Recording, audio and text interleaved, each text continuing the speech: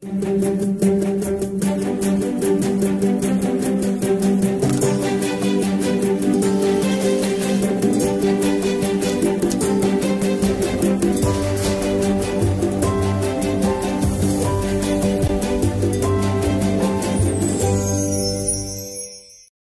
telt på Seniorkursus Vok er deltagerne i Voks sorte bagedyst ved at gøre sig klar. De har fået til opgave at bage bananmuffins, men med den lille forskel, at de ikke kan se noget som helst.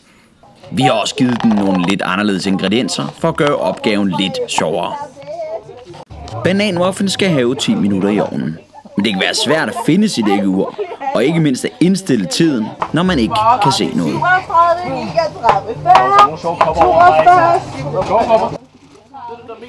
Pyntning af kagerne gik til gengæld rigtig godt. Ej, hvor bliver det pænt, Signe. Det var dog ikke alle deltagere, der spillede fair. Se her, hvor en konkurrent forsøger at sabotere det andet hold med chilipulver.